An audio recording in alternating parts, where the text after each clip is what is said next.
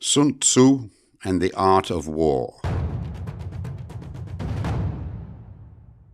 Chapter 1. Laying Plans. Sun Tzu said, "The art of war is of vital importance to the state. It is a matter of life and death, a road either to safety or to ruin. Hence it is a subject of inquiry which can on no account be neglected." The art of war, then, is governed by 5 constant factors to be taken into account in one's deliberations when seeking to determine the conditions obtaining in the field. These are: 1. The moral law. 2. Heaven. 3. Earth. 4. The commander. 5. Method and discipline. The moral law causes the people to be in complete accord with their ruler, so that they will follow him regardless of their lives, undismayed by any danger. Heaven signifies night and day, cold and heat, times and seasons. Earth comprises distances, great and small, danger and security, open ground and narrow passes, the chances of life and death. The commander stands for the virtues of wisdom, sincerity, benevolence, courage, and strictness.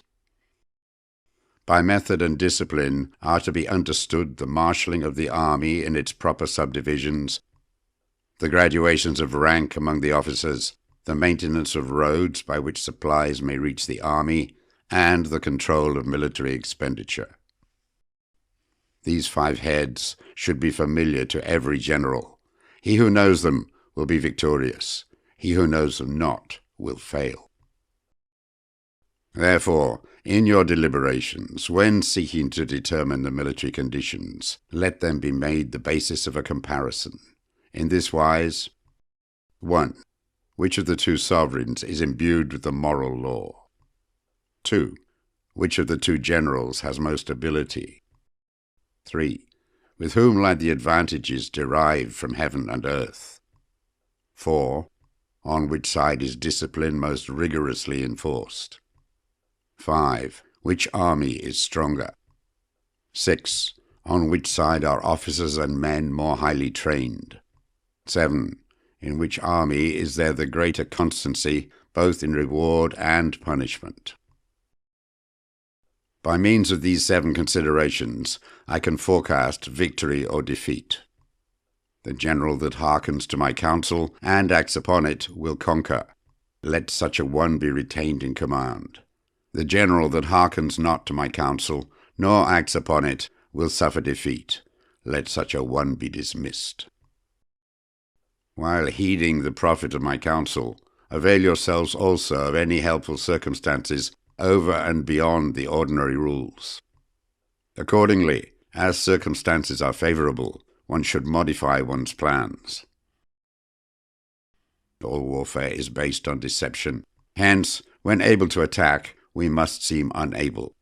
When using our forces, we must seem inactive. When we are near, we must make the enemy believe we are far away. When far away, we must make him believe we are near.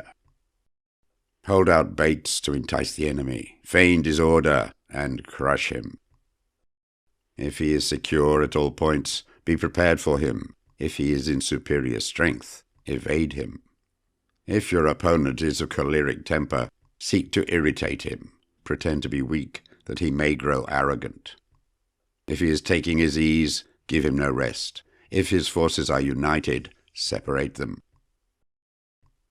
Attack him when he is unprepared. Appear where you are not expected. These military devices leading to victory must not be divulged beforehand.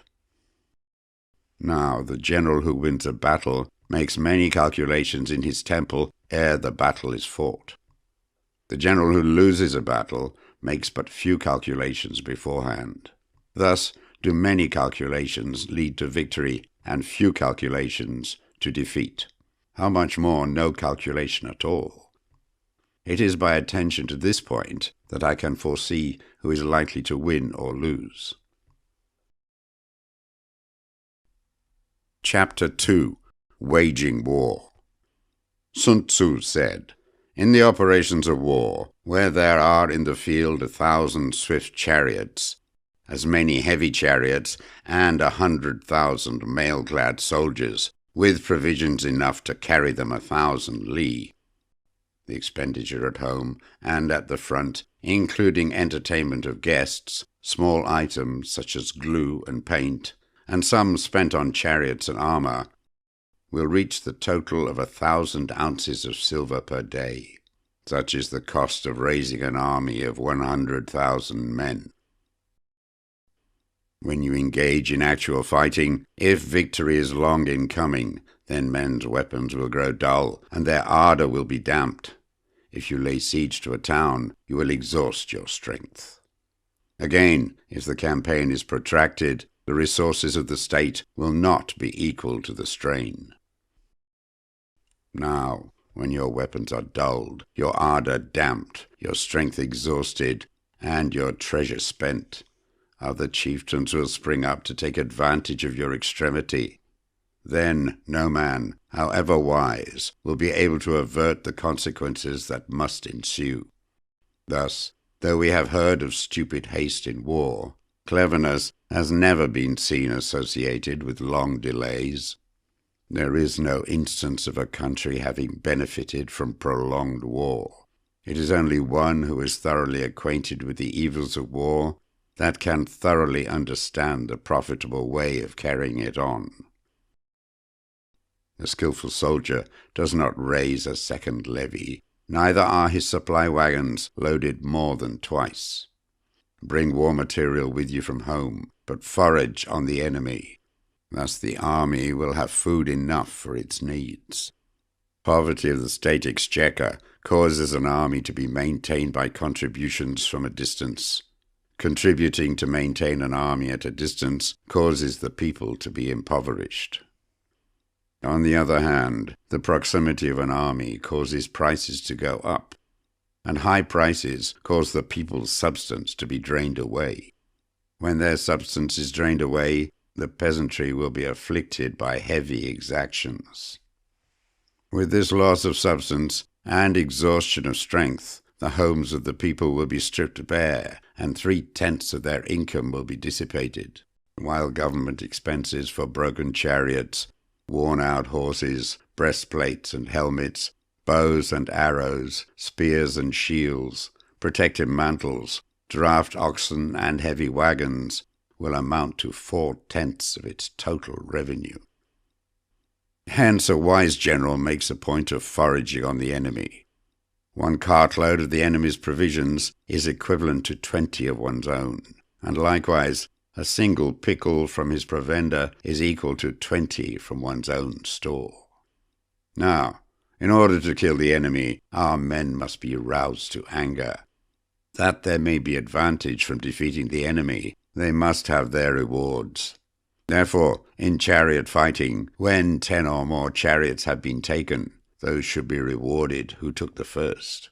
Our own flags should be substituted for those of the enemy, and the chariots mingled and used in conjunction with our own. The captured soldiers should be kindly treated and kept. This is called using the conquered foe to augment one's own strength. In war, then, let your great object be victory, not lengthy campaigns. Thus it may be known that the leader of armies is the arbiter of the people's fate, the man on whom it depends whether the nation shall be in peace or in peril. Chapter 3. Attack by Stratagem. Sun Tzu said, "In the practical art of war, the best thing of all is to take the enemy's country whole and intact. To shatter and destroy it is not so good. So, too, it is better to recapture an army entire than to destroy it, to capture a regiment, a detachment, or a company entire than to destroy them. Hence, to fight and conquer in all your battles is not supreme excellence. Supreme excellence consists in breaking the enemy's resistance without fighting." Thus, the highest form of generalship is to balk the enemy's plans. The next best is to prevent the junction of the enemy's forces. The next in order is to attack the enemy's army in the field, and the worst policy of all is to besiege walled cities. The rule is not to besiege walled cities if it can possibly be avoided. The preparation of mantlets, movable shelters, and various implements of war will take up 3 whole months, and the piling up of mounds over against the walls will take 3 months more. The general, unable to control his irritation, will launch his men to the assault like swarming ants, with the result that 1/3 of his men are slain, while the town still remains untaken. Such are the disastrous effects of a siege. Therefore, the skilled leader subdues the enemy's troops without any fighting. He captures their cities without laying siege to them. He overthrows their kingdom without lengthy operations in the field. With his forces intact, he will dispute the mastery of the empire, and thus, without losing a man, his triumph will be complete. This is the method of attacking by stratagem. It is the rule in war, if our forces are 10 to the enemy's 1, to surround him, if 5 to 1, to attack him, if twice as numerous, to divide our army into 2. If equally matched, we can offer battle. If slightly inferior in numbers, we can avoid the enemy. If quite unequal in every way, we can flee from him. Hence, though an obstinate fight may be made by a small force, in the end it must be captured by the larger force. Now, the general is the bulwark of the state. If the bulwark is complete at all points, the state will be strong. If the bulwark is defective, the state will be weak.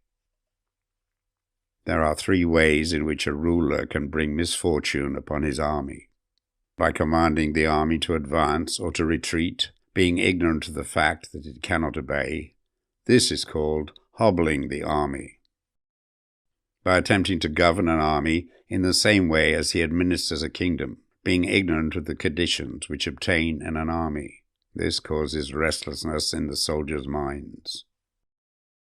By employing the officers of his army without discrimination, through ignorance of the military principle of adaptation to circumstances. This shakes the confidence of the soldiers. But when the army is restless and distrustful, trouble is sure to come from the other feudal princes. This is simply bringing anarchy into the army and flinging victory away. Thus we may know that there are 5 essentials for victory. 1. He will win who knows when to fight and when not to fight. 2. He will win who knows how to handle both superior and inferior forces. 3. He will win whose army is animated by the same spirit throughout all its ranks. 4. He will win who, prepared himself, waits to take the enemy unprepared. 5. He will win who has military capacity and is not interfered with by the sovereign. Hence the saying, if you know the enemy and know yourself, you need not fear the result of 100 battles. If you know yourself, but not the enemy, for every victory gained, you will also suffer a defeat. If you know neither the enemy nor yourself, you will succumb in every battle.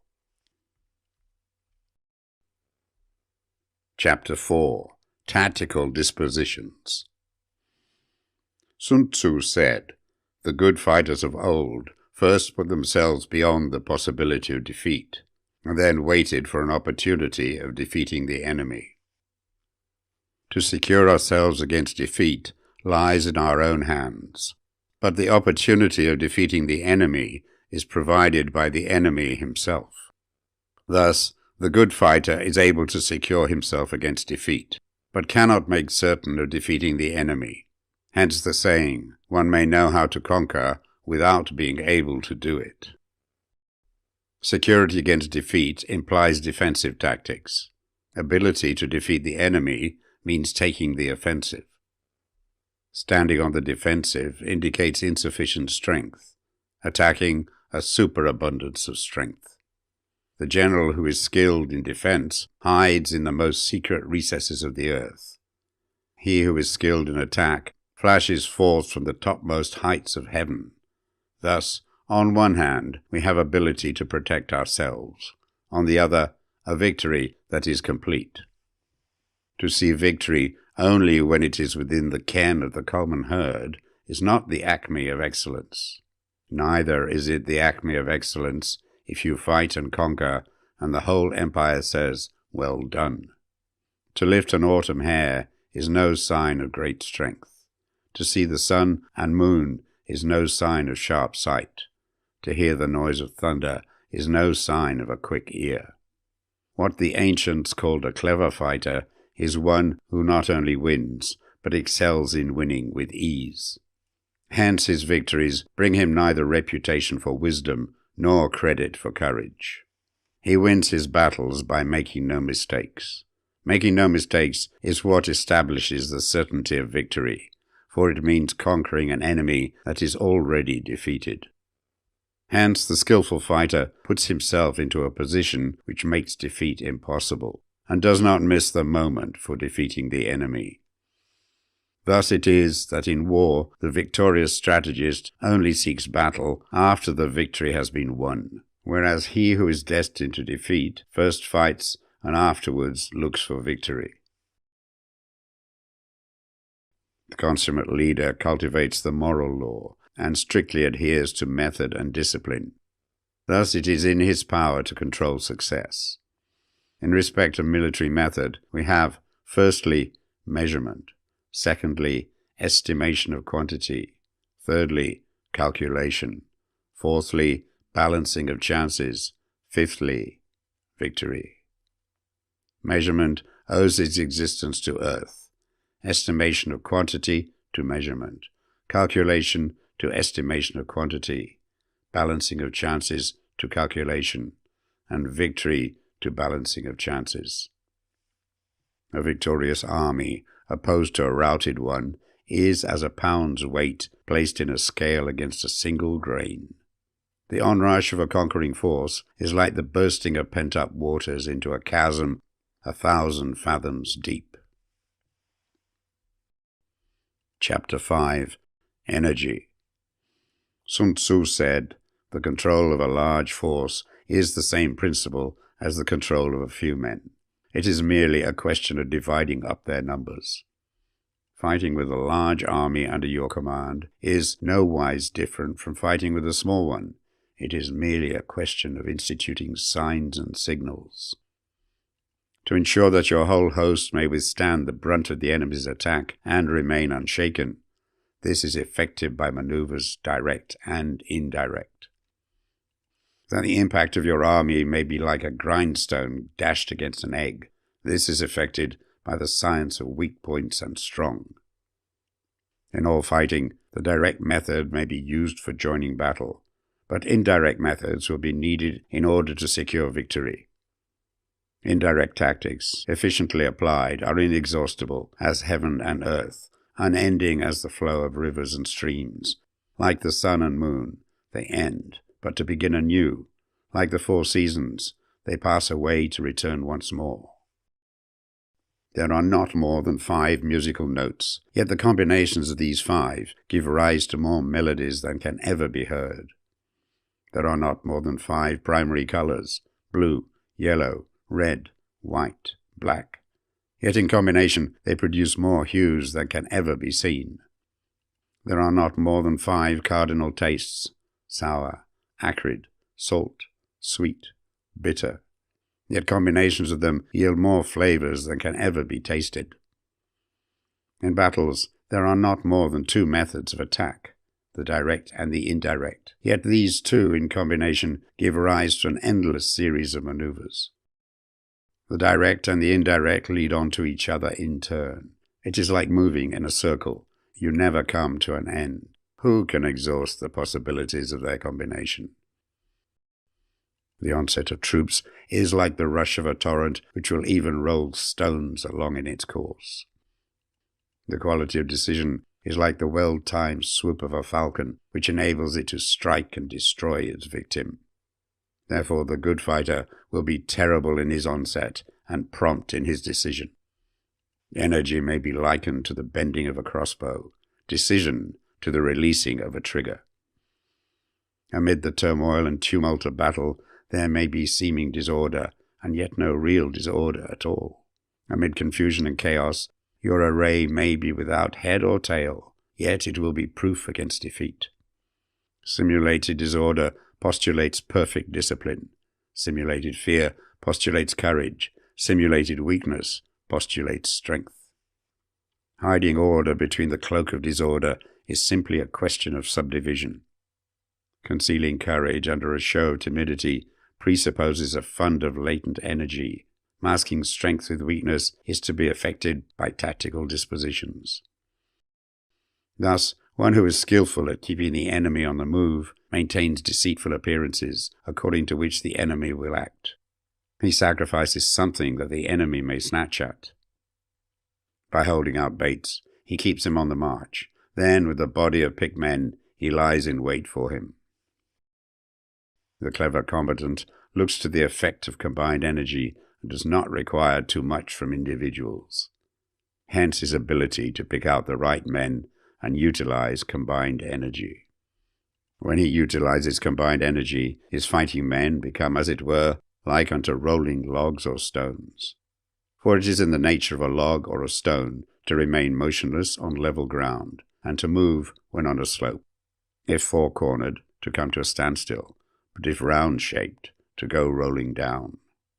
Thus the energy developed by good fighting men is as the momentum of a round stone rolled down a mountain thousands of feet in height.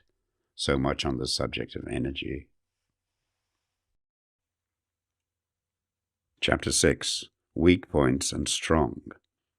Sun Tzu said, "Whoever is first in the field and awaits the coming of the enemy will be fresh for the fight. Whoever is second in the field and has to hasten to battle will arrive exhausted." Therefore the clever combatant imposes his will on the enemy, but does not allow the enemy's will to be imposed on him. By holding out advantages to him, he can cause the enemy to approach of his own accord. Or, by inflicting damage, he can make it impossible for the enemy to draw near. If the enemy is taking his ease, he can harass him. If well supplied with food, he can starve him out. If quietly encamped, he can force him to move. Appear at points which the enemy must hasten to defend. March swiftly to places where you are not expected. An army may march great distances without distress if it marches through country where the enemy is not. You can be sure of succeeding in your attacks if you only attack places which are undefended. You can ensure the safety of your defense if you only hold positions that cannot be attacked. Hence, that general is skillful in attack whose opponent does not know what to defend. And he is skillful in defense whose opponent does not know what to attack. O divine art of subtlety and secrecy, through you we learn to be invisible, through you inaudible, and hence we can hold the enemy's fate in our hands. You may advance and be absolutely irresistible if you make for the enemy's weak points. You may retire and be safe from pursuit if your movements are more rapid than those of the enemy. If we wish to fight, the enemy can be forced to an engagement even though he be sheltered behind a high rampart and a deep ditch. All we need to do is attack some other place that he will be obliged to relieve. If we do not wish to fight, we can prevent the enemy from engaging us even though the lines of our encampment be merely traced out on the ground. All we need to do is to throw something odd and unaccountable in his way. By discovering the enemy's dispositions and remaining invisible ourselves, we can keep our forces concentrated while the enemy's must be divided. We can form a single united body while the enemy must split up into fractions. Hence, there will be a whole pitted against separate parts of a whole, which means that we shall be many to the enemy's few. And if we are able thus to attack an inferior force with a superior one, our opponents will be in dire straits. The spot where we intend to fight must not be made known, for then the enemy will have to prepare against a possible attack at several different points, and his forces being thus distributed in many directions, the numbers we shall have to face at any given point will be proportionately few. For should the enemy strengthen his van, he will weaken his rear. Should he strengthen his rear, he will weaken his van. Should he strengthen his left, he will weaken his right. Should he strengthen his right, he will weaken his left. If he sends reinforcements everywhere, he will everywhere be weak. Numerical weakness comes from having to prepare against possible attacks. Numerical strength from compelling our adversary to make these preparations against us. Knowing the place and the time of the coming battle, we may concentrate from the greatest distances in order to fight. But if neither time nor place be known, then the left wing will be impotent to succor the right equally impotent to succor the left, the van unable to relieve the rear, or the rear to support the van. How much more so if the furthest portions of the army are anything under 100 li apart, and even the nearest are separated by several li. Though according to my estimate the soldiers of Wei exceeded our own in number, that shall advantage them nothing in the matter of victory. I say then that victory can be achieved. Though the enemy be stronger in numbers, we may prevent him from fighting. Scheme so as to discover his plans and the likelihood of their success. Rouse him and learn the principle of his activity or inactivity. Force him to reveal himself so as to find out his vulnerable spots. Carefully compare the opposing army with your own, so that you may know where strength is superabundant and where it is deficient. In making tactical dispositions, the highest pitch you can attain is to conceal them. Conceal your dispositions, and you will be safe from the prying of the subtlest spies, from the machinations of the wisest brains. How victory may be produced for them out of the enemy's own tactics, that is what the multitude cannot comprehend. All men can see the tactics whereby I conquer, but what none can see is the strategy out of which victory is evolved. Do not repeat the tactics which have gained you one victory, but let your methods be regulated by the infinite variety of circumstances. Military tactics are like unto water, for water in its natural course runs away from high places and hastens downwards. So in war, the way is to avoid what is strong and to strike at what is weak. Water shapes its course according to the nature of the ground over which it flows. The soldier works out his victory in relation to the foe whom he is facing. Therefore, just as water retains no constant shape, so in warfare there are no constant conditions. He who can modify his tactics in relation to his opponent and thereby succeed in winning may be called a heaven-born captain. The 5 elements, water, fire, wood, metal, earth, are not always equally predominant. The 4 seasons make way for each other in turn. There are short days and long. The moon has its periods of waning and waxing. Chapter 7. Maneuvering. Sun Tzu said, "In war, the general receives his commands from the sovereign. Having collected an army and concentrated his forces, he must blend and harmonize the different elements thereof before pitching his camp. After that comes tactical maneuvering, than which there is nothing more difficult. The difficulty of tactical maneuvering consists in turning the devious into the direct, and misfortune into gain. Thus, to take a long and circuitous route after enticing the enemy out of the way, and those starting after him to contrive to reach the goal before him, shows knowledge of the artifice of deviation. Maneuvering with an army is advantageous, with an undisciplined multitude most dangerous. If you set a fully equipped army in march in order to snatch an advantage, the chances are that you will be too late. On the other hand, to detach a flying column for the purpose involves the sacrifice of its baggage and stores. Thus, if you order your men to roll up their buff coats and make forced marches without halting day or night, covering double the usual distance at a stretch, doing 100 li in order to wrest an advantage, the leaders of all your 3 divisions will fall into the hands of the enemy. The stronger men will be in front, the jaded ones will fall behind, and on this plan only 1/10 of your army will reach its destination. If you march 50 li in order to outmaneuver the enemy, you will lose the leader of your 1st Division, and only half your force will reach the goal. If you march 30 li with the same object, 2/3 of your army will arrive. We may take it, then, that an army without its baggage train is lost. Without provisions, it is lost. Without bases of supply, it is lost. We cannot enter into alliance until we are acquainted with the designs of our neighbours. We are not fit to lead an army on the march unless we are familiar with the face of the country, its mountains and forests, its pitfalls and precipices, its marshes and swamps. We shall be unable to turn natural advantage to account unless we make use of local guides. In war, practice dissimulation, and you will succeed. Whether to concentrate or to divide your troops must be decided by circumstances. Let your rapidity be that of the wind, your compactness that of the forest. In raiding and plundering, be like fire.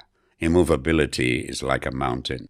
Let your plans be dark and impenetrable as night, and when you move, fall like a thunderbolt.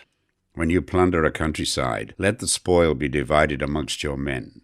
When you capture new territory, cut it up into allotments for the benefit of the soldiery. Ponder and deliberate before you make a move. He will conquer who has learned the artifice of deviation. Such is the art of maneuvering. The Book of Army Management says, on the field of battle, the spoken word does not carry far enough. Hence the institution of gongs and drums. Nor can ordinary objects be seen clearly enough. Hence the institution of banners and flags. Gongs and drums, banners and flags are means whereby the ears and eyes of the host may be focused on one particular point.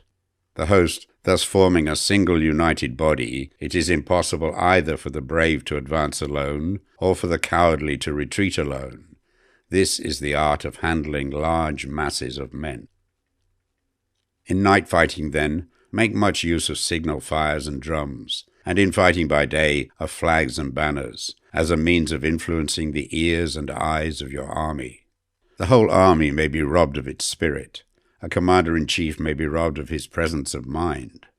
Now, a soldier's spirit is keenest in the morning. By noonday it has begun to flag, and in the evening his mind is bent only on returning to camp. A clever general, therefore, avoids an army when the spirit is keen, but attacks it when it is sluggish and inclined to return. This is the art of studying moods. Disciplined and calm, to await the appearance of disorder and hubbub amongst the enemy. This is the art of retaining self-possession. To be near the goal while the enemy is still far from it. To wait at ease while the enemy is toiling and struggling. To be well fed while the enemy is famished. This is the art of husbanding one's strength.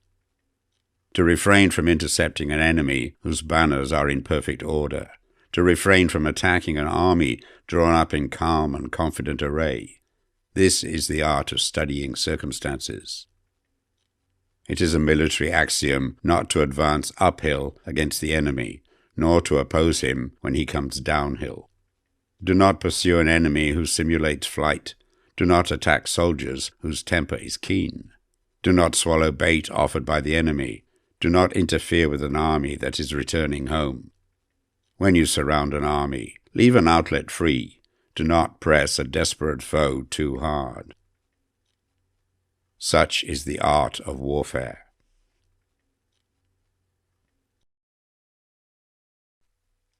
Chapter 8. Variation in Tactics.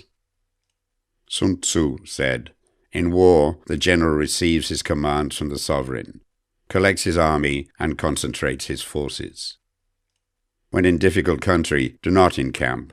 In country where high roads intersect, join hands with your allies. Do not linger in dangerously isolated positions.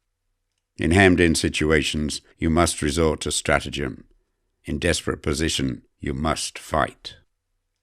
There are roads which must not be followed, armies which must not be attacked, towns which must be besieged, positions which must not be contested, commands of the sovereign which must not be obeyed.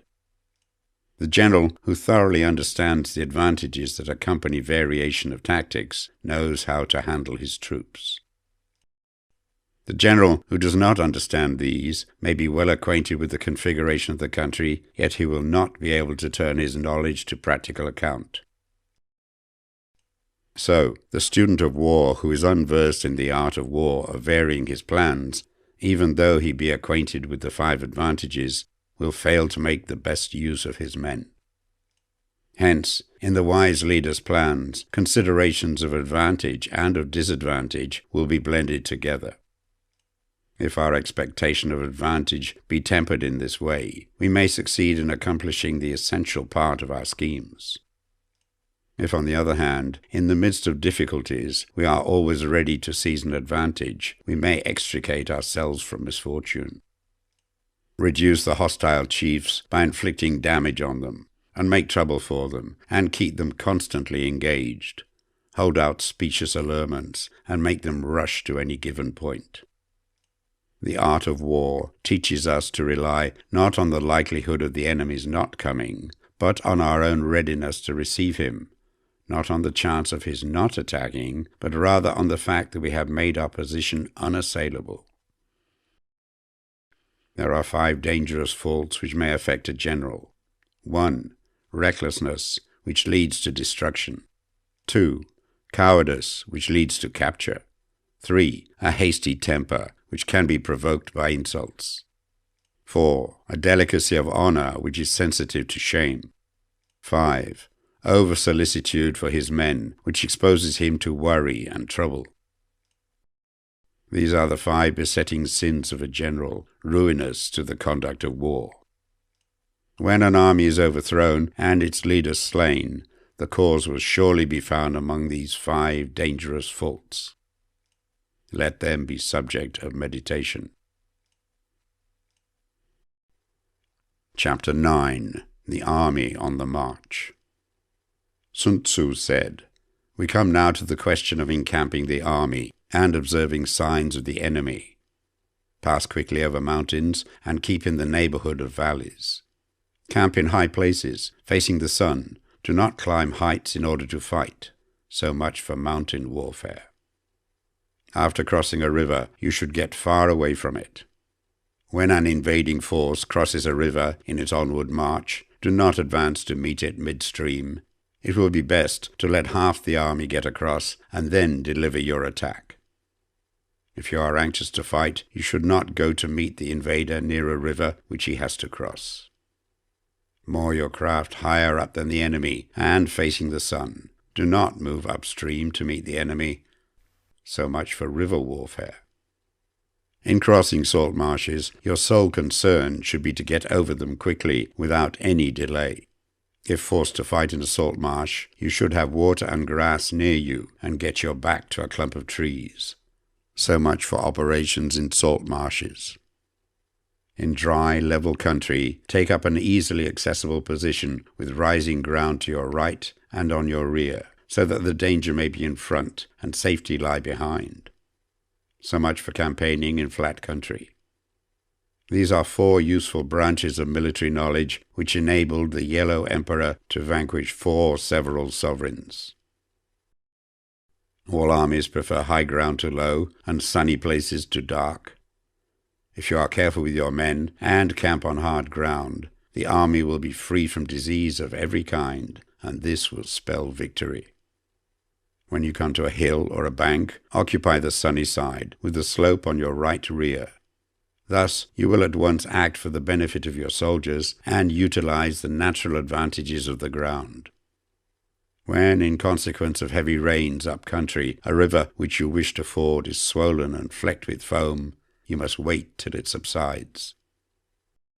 Country in which there are precipitous cliffs with torrents running between, deep natural hollows, confined places, tangled thickets, quagmires and crevices should be left with all possible speed and not approached.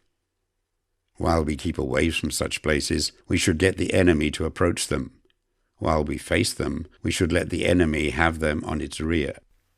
If in the neighborhood of your camp there should be any hilly country, ponds surrounded by aquatic grass, hollow basins filled with reeds, or woods with thick undergrowth, they must be carefully routed out and searched. For these are places where men in ambush or insidious spies are likely to be lurking. When the enemy is close at hand and remains quiet, he is relying on the natural strength of his position. When he keeps aloof and tries to provoke a battle, he is anxious for the other side to advance. If his place of encampment is easy of access, he is tendering a bait. Movement amongst the trees of a forest shows that the enemy is advancing. The appearance of a number of screens in the midst of thick grass means that the enemy wants to make us suspicious. The rising of birds in their flight is the sign of an ambuscade. Startled beasts indicate that a sudden attack is coming. When there is dust rising in a high column, it is the sign of chariots advancing. When the dust is low, but spread over a wide area, it betokens the approach of infantry. When it branches out in different directions, it shows that parties have been sent to collect firewood. A few clouds of dust moving to and fro signify that the army is encamping. Humble words and increased preparations are signs that the enemy is about to advance. Violent language and driving forward as if to attack are signs that he will retreat. When the light chariots come out first and take up a position on the wings, it is a sign that the enemy is forming for battle. Peace proposals, unaccompanied by a sworn covenant, indicate a plot. When there is much running about and the soldiers fall into rank, it means that the critical moment has come. When some are seen advancing and some retreating, it is a lure. When the soldiers stand leaning on their spears, they are faint from want of food. If those who are sent to draw water begin by drinking themselves, the army is suffering from thirst. If the enemy sees an advantage to be gained and makes no effort to secure it, the soldiers are exhausted. If birds gather on any spot, it is unoccupied. Clamour by night betokens nervousness. If there is a disturbance in the camp, the general's authority is weak. If the banners and flags are shifted about, sedition is afoot. If the officers are angry, it means the men are weary. When an army feeds its horses with grain and kills its cattle for food, and when the men do not hang their cooking pots over the campfires, showing that they will not return to their tents, you may know that they are determined to fight to the death. The sign of men whispering together in small knots or speaking in subdued tones points to disaffection amongst the rank and file. Too frequent rewards signify that the enemy is at the end of his resources. Too many punishments betray a condition of dire distress. To begin by bluster, but afterwards to take fright at the enemy's numbers, shows a supreme lack of intelligence. When envoys are sent with compliments in their mouths, it is a sign that the enemy wishes for a truce. If the enemy's troops march up angrily and remain facing ours for a long time without either joining battle or taking themselves off again, the situation is one that demands great vigilance and circumspection. If our troops are no more in numbers than the enemy, that is amply sufficient. It only means that no direct attack can be made. What we can do is simply to concentrate all our available strength, keep a close watch on the enemy, and obtain reinforcements. He who exercises no forethought, but makes light of his opponents, is sure to be captured by them. If soldiers are punished before they have grown attached to you, they will not prove submissive, and, unless submissive, then will be practically useless. If, when soldiers have become attached to you, punishments are not enforced, they will still be useless. Therefore, soldiers must be treated in the first instance with humanity, but kept under control by means of iron discipline. This is a certain road to victory. If in training soldiers, commands are habitually enforced, the army will be well disciplined. If not, its discipline will be bad. If a general shows confidence in his men, but always insists on his orders being obeyed, the gain will be mutual. Chapter 10. Terrain. Sun Tzu said, we may distinguish 6 kinds of terrain, to wit: 1. Accessible ground. 2. Entangling ground. 3. Temporizing ground. 4. Narrow passes. 5. Precipitous heights. 6. Positions at a great distance from the enemy. Ground which can be freely traversed by both sides is called accessible. With regard to ground of this nature, be before the enemy in occupying the raised and sunny spots, and carefully guard your line of supplies. Then you will be able to fight with advantage. Ground which can be abandoned but is hard to reoccupy is called entangling. From a position of this sort, if the enemy is unprepared, you may sally forth and defeat him. But if the enemy is prepared for your coming, and you fail to defeat him, then, return being impossible, disasters will ensue. When the position is such that neither side will gain by making the first move, it is called temporizing ground. In a position of this sort, even though the enemy should offer us an attractive bait, it will be advisable not to stir forth, but rather to retreat, thus enticing the enemy in his turn.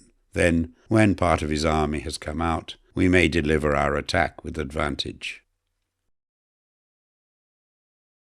With regard to narrow passes, if you can occupy them first, let them be strongly garrisoned and await the advent of the enemy. Should the army forestall you in occupying a pass, do not go after him if the pass is fully garrisoned, but only if it is weakly garrisoned.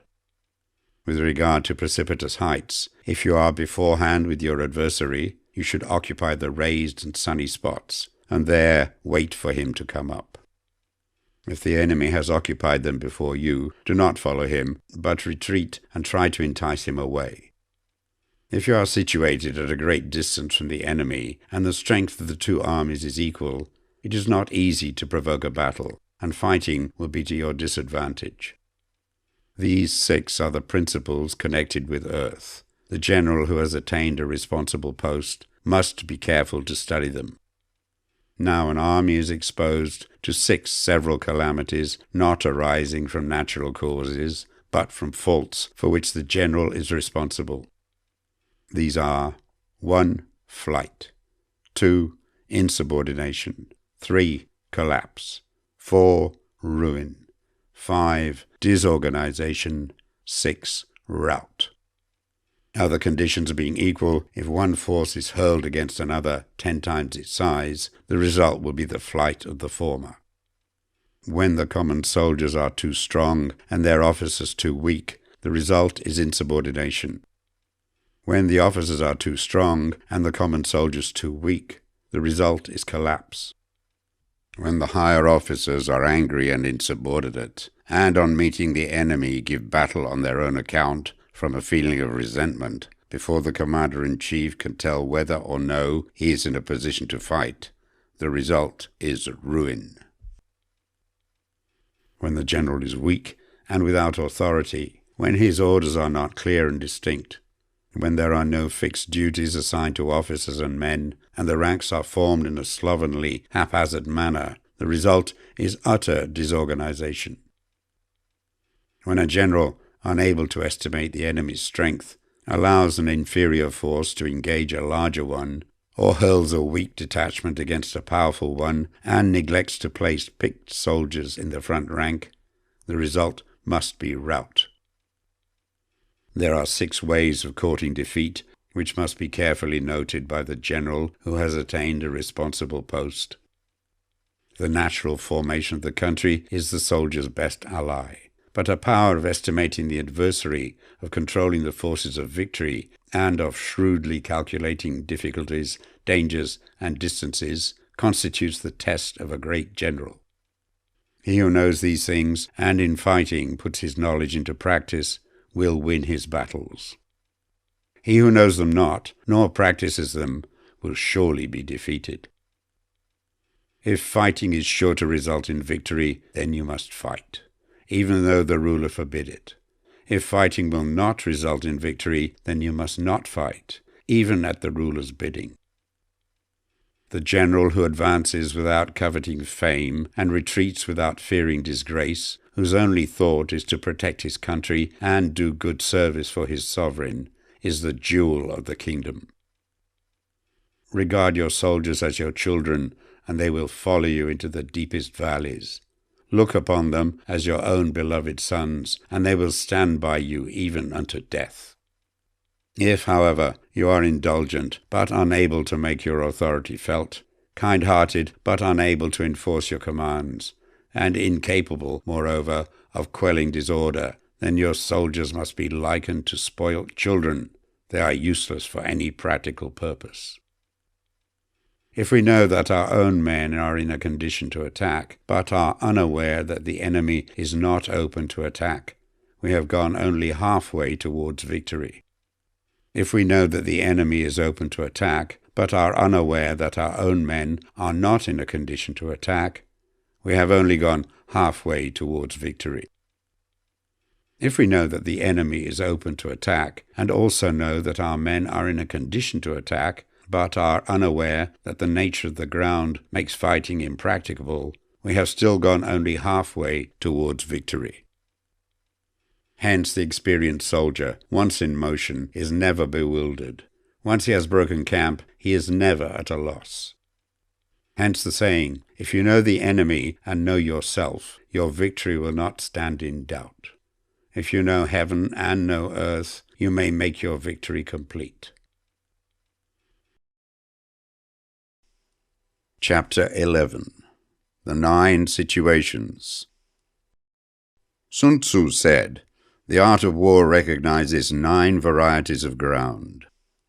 1. Dispersive ground. 2. Facile ground. 3. Contentious ground. 4. Open ground. 5. Ground of intersecting highways. 6. Serious ground. 7.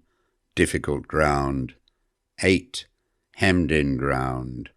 9. Desperate ground." When a chieftain is fighting in his own territory, it is dispersive ground. When he has penetrated into hostile territory, but to no great distance, it is facile ground. Ground the possession of which imports great advantage to either side is contentious ground. Ground on which each side has liberty of movement is open ground. Ground which forms the key to 3 contiguous states, so that he who occupies it first has most of the empire at his command, is a ground of intersecting highways. When an army has penetrated into the heart of a hostile country, leaving a number of fortified cities in its rear, it is serious ground. Mountain forests, rugged steeps, marshes and fens, all country that is hard to traverse, this is difficult ground. Ground which is reached through narrow gorges, and from which we can only retire by tortuous paths, so that a small number of the enemy would suffice to crush a large body of our men. This is hemmed-in ground. Ground on which we can only be saved from destruction by fighting without delay is desperate ground. On dispersive ground, therefore, fight not. On facile ground, halt not. On contentious ground, attack not. On open ground, do not try to block the enemy's way. On the ground of intersecting highways, join hands with your allies.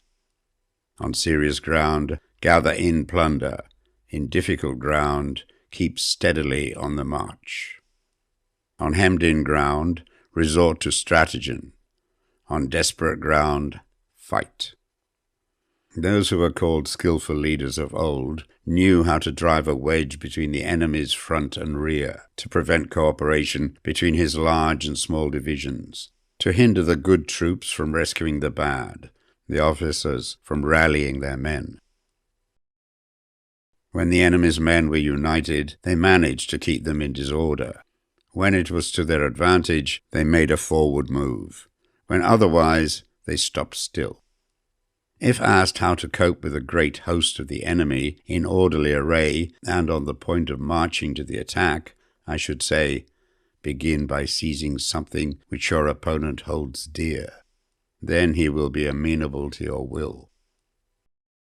Rapidity is the essence of war.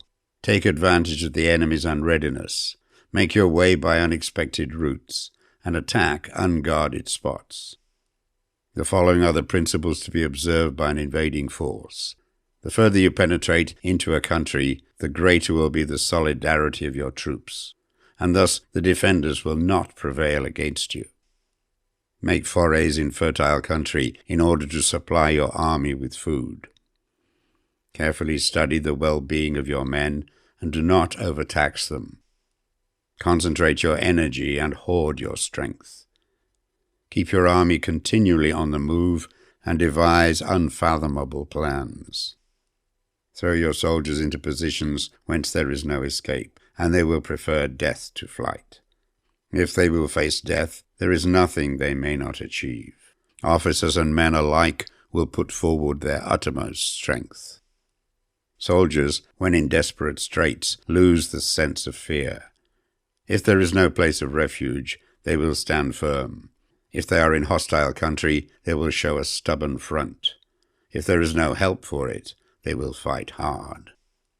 Thus, without waiting to be marshalled, the soldiers will be constantly on the qui-vive, without waiting to be asked.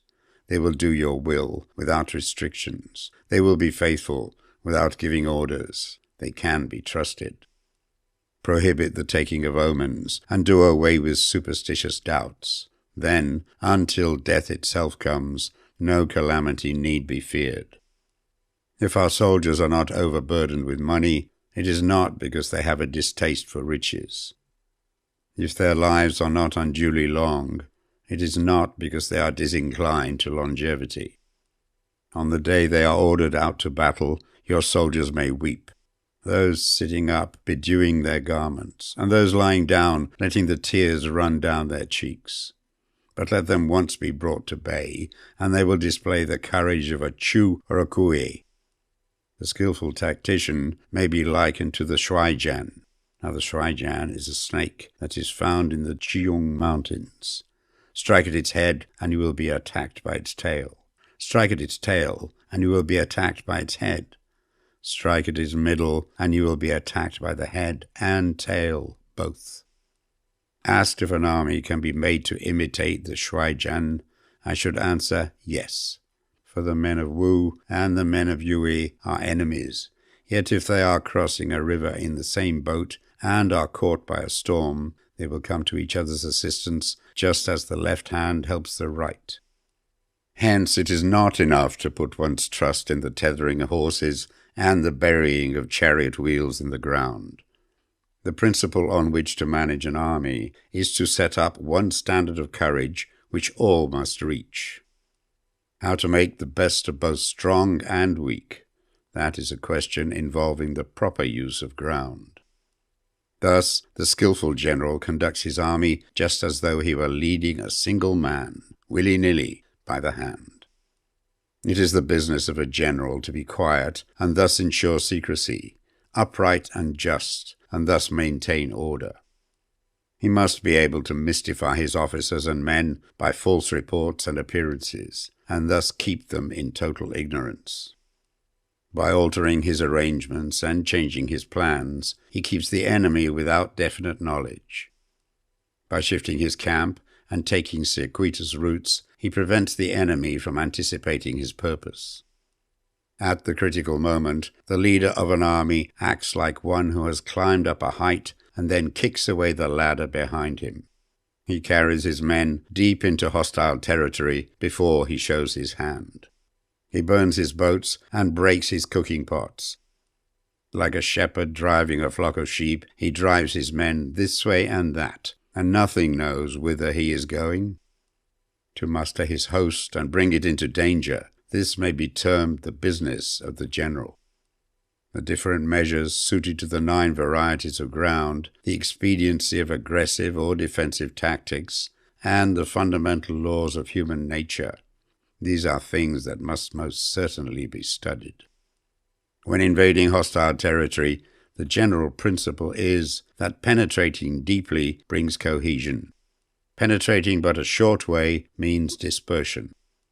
When you leave your own country behind and take your army across neighborhood territory, you find yourself on critical ground. Where there are means of communication on all four sides, the ground is one of intersecting highways.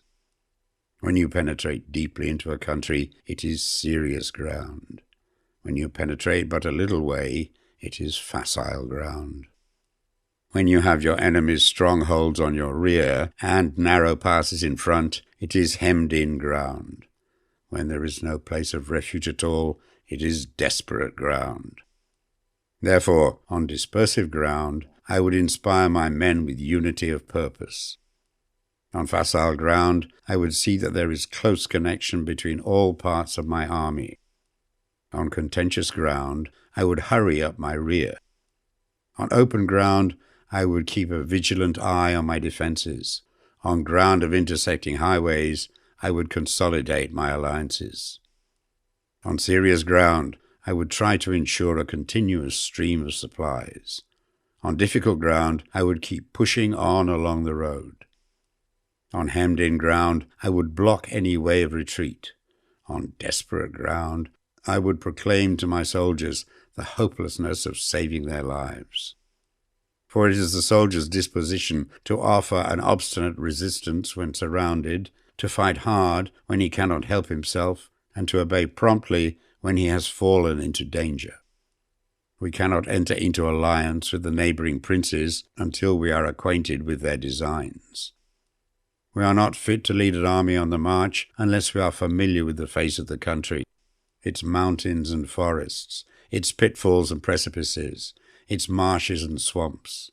We shall be unable to turn natural advantages to account unless we make use of local guides. To be ignored of any one of the following 4 or 5 principles does not befit a warlike prince. When a warlike prince attacks a powerful state, his generalship shows itself in preventing the concentration of the enemy's forces. He overawes his opponents, and their allies are prevented from joining against him. Hence he does not strive to ally himself with all and sundry, nor does he foster the power of other states. He carries out his own secret designs, keeping his antagonists in awe. Thus he is able to capture their cities and overthrow their kingdoms. Bestow rewards without regard to rule. Issue orders without regard to previous arrangements, and you will be able to handle a whole army as though you had to do it with but a single man. Confront your soldiers with the deed itself. Never let them know your design. When the outlook is bright, bring it before their eyes, but tell them nothing when the situation is gloomy. Place your army in deadly peril, and it will survive. Plunge it into desperate straits, and it will come off in safety. For it is precisely when a force has fallen into harm's way that it is capable of striking a blow for victory. Success in warfare is gained by carefully accommodating ourselves to the enemy's purpose. By persistently hanging on to the enemy's flank, we shall succeed in the long run in killing the commander-in-chief. This is called ability to accomplish a thing by sheer cunning. On the day that you take up your command, block the frontier passes, destroy the official tallies, and stop the passage of all emissaries. Be stern in the council chamber so that you may control the situation. If the enemy leaves the door open, you must rush in. Forestall your opponent by seizing what he holds dear, and subtly contrive to time his arrival on the ground. Walk in the path defined by rule, and accommodate yourselves to the enemy until you can fight a decisive battle. At first, then, exhibit the coyness of a maiden until the enemy gives you an opening. Afterwards, emulate the rapidity of a running hare, and it will be too late for the enemy to oppose you. Chapter 12. The Attack by Fire. Sun Tzu said, "There are 5 ways of attacking with fire. The first is to burn the soldiers in their camp. The second is to burn stores. The third is to burn baggage trains. The fourth is to burn arsenals and magazines. The fifth is to hurl dropping fire amongst the enemy." In order to carry out an attack, we must have means available. the material for raising fire, should always be kept in readiness. There is a proper season for making attacks with fire, and special days for starting a conflagration. The proper season is when the weather is very dry. The special days are those when the moon is in the constellations of the sieve, the wall, the wing, or the crossbar, for these four are all days of rising wind.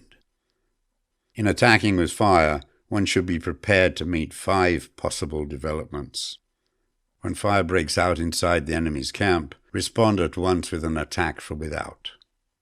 If there is an outbreak of fire, but the enemy's soldiers remain quiet, bide your time and do not attack. When the force of the flames has reached its height, follow up with an attack, if that is practicable. If not, stay where you are.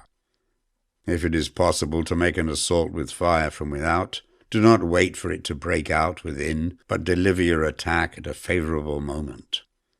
When you start a fire, be to windward of it. Do not attack from the leeward. A wind that rises in the daytime lasts long, but the night breeze soon falls.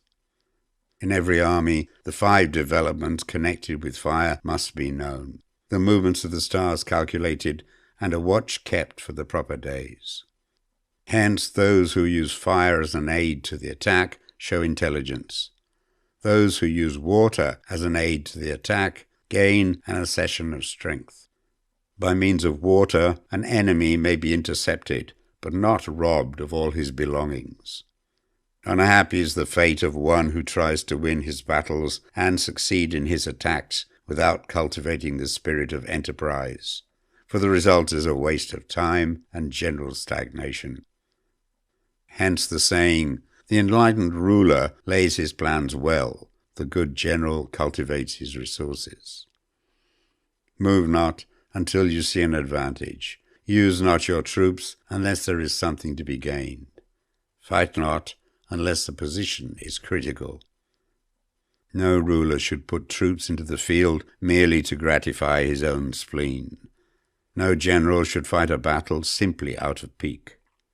If it is to your advantage, make a forward move. If not, stay where you are.